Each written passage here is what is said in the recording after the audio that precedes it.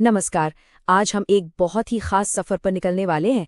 एक आध्यात्मिक यात्रा भारत के उन 12 सबसे पवित्र स्थानों की, जहां माना जाता है कि भगवान शिव खुद प्रकाश के एक अनंत स्तंभ के रूप में प्रकट हुए थे। जी हाँ, हम बात कर रहे हैं 12 ज्योतिर्लिंगों की, जिनकी कहानियां आस्था, इतिहास और दिव्यता को एक साथ बुनती हैं। अच्छा, जरा सोचिए कि क्या हो अगर हिंदू धर्म के सबसे शक्तिशाली देवताओं में ही ये बहस छिड़ जाए कि उनमें से सबसे महान कौन है। तो फिर फैसला कैसे होगा? यही वो सवाल है जो ज्योतिर्लिंगों की पूरी कहानी की जड़ में है, और यहीं से हमारा आज का सफर शुरू होता है। तो चलिए, सबसे पहले उस घटना को समझते हैं जिससे पहले ज्योतिर्लिंग का जन्म हुआ। ये वो कथा है जो हमें काशी विश्वनाथ की उत्पत्ति के बारे में बताती है। तो कहानी कुछ यूं है कि एक बार सृष्टि के रचयिता ब्रह्मा और पालक विष्णु के बीच इस बात पर बहस छिड़ गई कि दोनों में श्रेष्ठ कौन है। अब उनकी परीक्षा लेने के लिए भगवान शिव ने हस्तक्षेप किया। वो अचानक एक विशाल, कभी न खत्म होने वाले प्रकाश के स्तंभ के रूप में प्रकट हुए। उन्होंने दोनों देवताओं को चुनौती दी कि जो भी इसका छोर ढूंढ लेगा वही श्रेष्ठ माना जाएगा। विष्णु ने एक विशाल सुअर का रूप लिया और पाताल की ओर खोदते चले गए, जबकि ब्रह्मा एक हंस पर सवार होकर आकाश की ऊंचाइयों की ओर उड़ चले। सदियों तक खोजने के बाद विष्णु लौट आए और उन्होंने विनम्रता से अपनी हार मान ली। लेकिन ब्रह्मा ने उन्होंने अहंकार में आकर झूठ बोल दिया कि उन्हें स्तंभ का सिरा मिल गया है।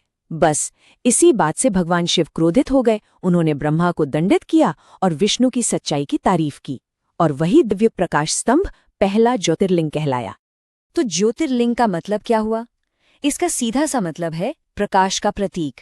ये शिव के उस रूप को दिखाता है जिसका न कोई शुरुआत है और न ही कोई अंत। निराकार, अनंत। शिवलिंग का ये रूप ही शिव की ब्रह्मांडीय ऊर्जा का प्रतीक है, जो ये बताता है कि वही परम सत्य है।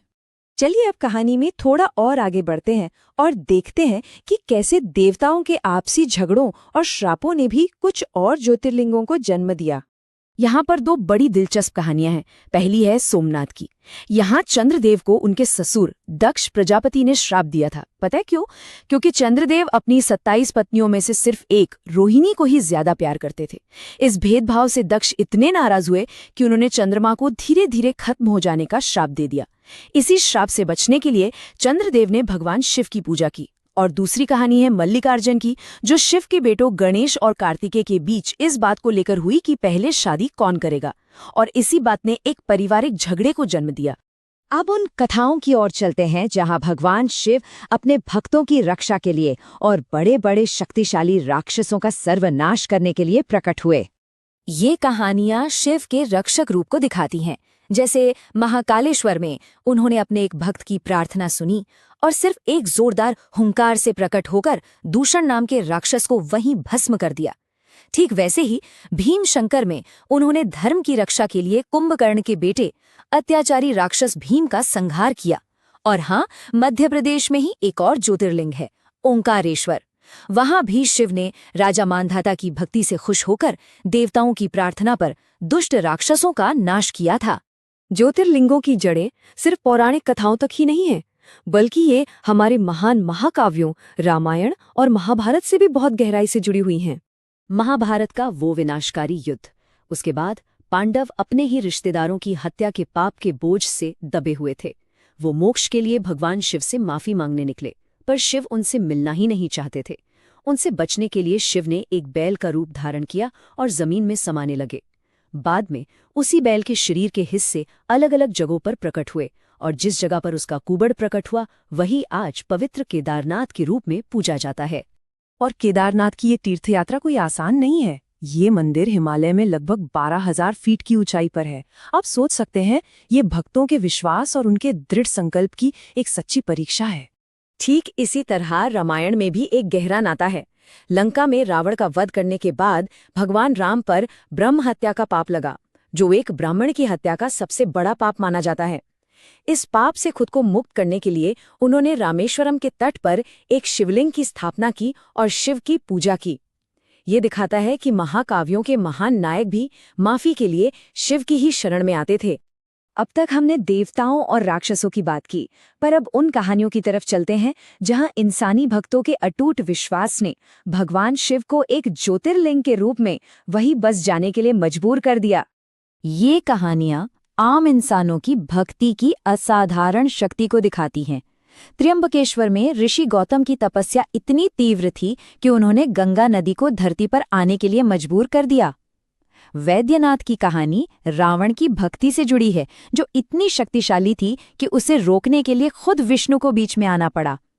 नागेश्वर में सुप्रियो नाम के एक व्यापारी की अटूट प्रार्थना ने उसे एक राक्षस से बचाया, और घृष्णेश्वर में घुस्मा नाम की एक महिला के विश्वास ने तो कमाल ही कर दिया।